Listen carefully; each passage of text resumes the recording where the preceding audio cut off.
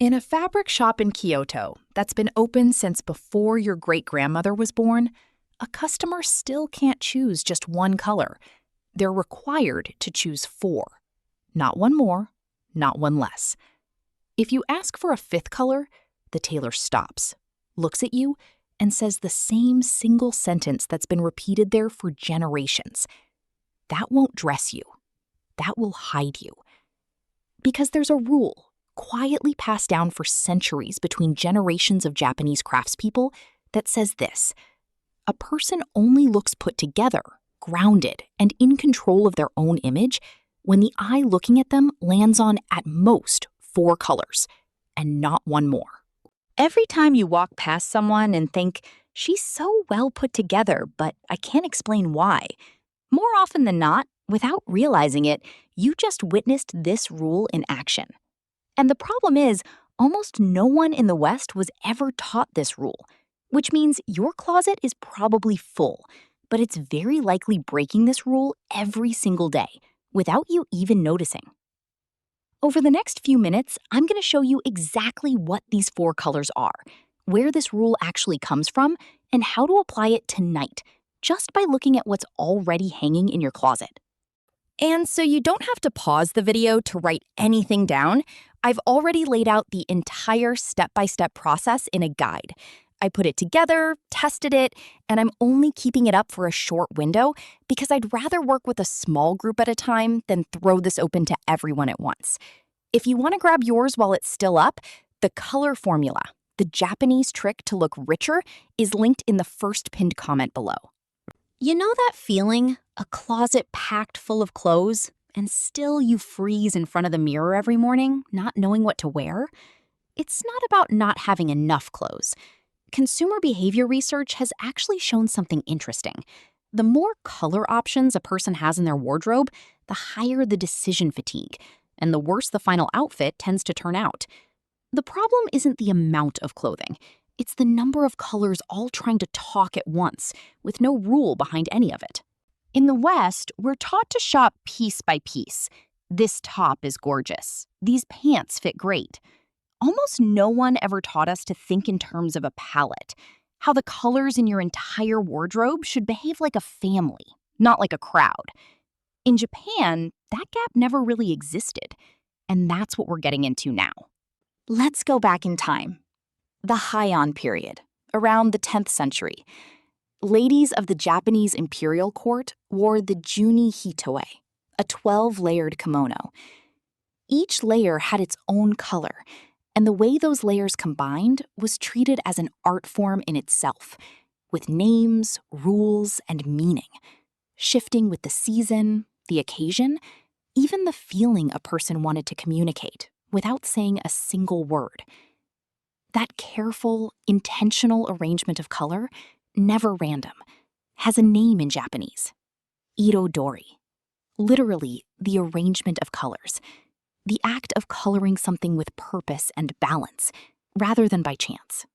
The core idea behind irodori, one that survived centuries and carried through into the modern kimono, is this: every combination that reads as beautiful, harmonious, and expensive-looking comes from a limited number of colors working together, never from colors competing for attention. That principle eventually became a practical rule Japanese stylists still teach today: the 4-color palette. There's a Japanese concept rooted in Zen aesthetics, used for centuries to guide everything from garden design to the tea ceremony: kanso. Kanso means simplicity, but not simplicity born from a lack of resources. Simplicity by choice. It's the elimination of anything unnecessary so that what truly matters can be seen clearly. When you look at someone who reads as expensive without necessarily wearing expensive clothes, more often than not, what you're actually seeing is kanso in action. A lean palette, nothing competing for attention, where every color present is there because it was chosen, not because it happened to survive in the closet. Now, think about your own wardrobe. How many different colors are in there, all trying to talk at the same time? The Japanese 4-color rule comes directly from kanso logic. A functional, elegant wardrobe should revolve around, at most, 4 base colors. Everything else is a variation in tone, not a new color. That doesn't mean owning only 4 pieces. It means that whether you own 20 pieces or 200, the colors behind them should belong to one small, coherent family. Another essential concept here was born in the Edo period, among the residents of the city that is now Tokyo, Eeky. Eeky describes a very specific kind of elegance, refined but never on display, sophisticated but never looking like it's trying to impress anyone. It's the opposite of ostentation. It's the person who dresses well out of self-possession, not to grab attention. One of the pillars of Eeky is precisely restraint in the number of colors and patterns. In Japanese visual culture, the more contained and deliberate the palette, the more Eeky the result. Nothing should shout on its own. Everything should belong to the whole. In practice, that usually breaks down like this, across your 4 colors. 1 is your neutral base, the color that shows up most, typically in larger pieces. Pants, coats, skirts. Think black, navy, beige, charcoal gray. The second is your supporting color, another neutral or near neutral that gives the base subtle contrast. The third is your accent color, the one that shows up in smaller doses. An accessory, a top, a pair of shoes. This is the color that brings the outfit to life without taking it over. The fourth is your wild card color, more seasonal, a bit bolder, used sparingly, almost like seasoning. When these 4 work well together, the visual effect is exactly what we described with Eeky, sophistication that looks effortless. There's one more concept that ties all of this together: yohaku no bi, the beauty of blank space. This principle comes from Japanese visual art, especially sumi-e ink painting and shodo calligraphy, where the empty space on the paper is treated with as much care as the brushstroke itself. Emptiness isn't absence, it's part of the composition. It's what gives the work room to breathe and lets what was drawn actually stand out.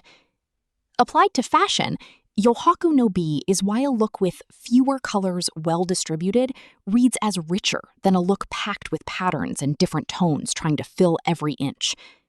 It's the space, the absence of extra color, that makes the color you did choose worth more. That's why the 4-color rule works. It creates enough visual silence for each color you've chosen to actually get its moment.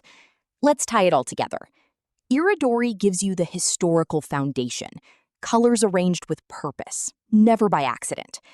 Kanso gives you the limit, few colors, well chosen, no excess. Eeky gives you the distribution, a base, a support, an accent, a wild card, all with an effortless, natural feel. Yohaku no bi gives you the reason. The space between colors is what makes each one worth more. When you apply this to your wardrobe, the result isn't just aesthetic, it's practical. You stop fighting with your closet every morning because almost any combination within these 4 colors comes out looking put together on its own. And here's the part most people miss. You don't need to buy new clothes to apply this. You need to identify what your 4 colors already are. They're very likely already sitting in your closet, hidden among pieces that never quite work together because they were never chosen with this filter in mind. And this is exactly where most people get stuck. They know the rule exists, but they don't actually know in practice what their own 4 colors are. Watching alone doesn't solve that. It gets solved by sitting down with your actual wardrobe in front of you and applying the right filter, piece by piece. But before we wrap up, there's one more layer to this that I need to show you, because without it, the 4-color rule only works halfway. Here's a detail almost nobody mentions when talking about the 4-color rule. It was never really about the color itself. It's about the relationship of contrast and proportion. The craftspeople behind irodori didn't choose blue and white because blue and white were pretty on their own. They chose based on the relationship between the tones. How much light, how much dark, where the light entered the composition of the kimono. Translated into your everyday life, It's not enough to pick 4 random colors and call it done. The real secret is in how you distribute the proportion between them. Usually something close to 60% in your base color, 25% in your support color, 10% in your accent, and 5% in your wild card. That proportion is what separates a wardrobe that looks expensive from one that just has pretty colors but no real intention. It's this kind of detail, the proportion, not just the color choice, that makes all the difference between imitating the Japanese aesthetic and actually understanding the logic behind it. Let's go back in time. The Heian period, around the 10th century. Ladies of the Japanese imperial court wore the juni hitoe, a 12-layered kimono. Each layer had its own color, and the way those layers combined was treated as an art form in itself, with names, rules, and meaning, shifting with the season, the occasion, even the feeling a person wanted to communicate without saying a single word. That careful, intentional arrangement of color, never random, has a name in Japanese: irodori. Literally, the arrangement of colors. The act of coloring something with purpose and balance, rather than by chance. At the end of the day, Japanese wisdom was never about having more. It was about understanding the relationship between the few things you choose to keep close. 4 colors, 1 proportion, a little space to breathe between them. It's that simple. And that's exactly why it's worked for over 1,000 years. If this video made sense to you, drop a comment below with which of the 4 colors you think is already your base. And I'll see you in the next one.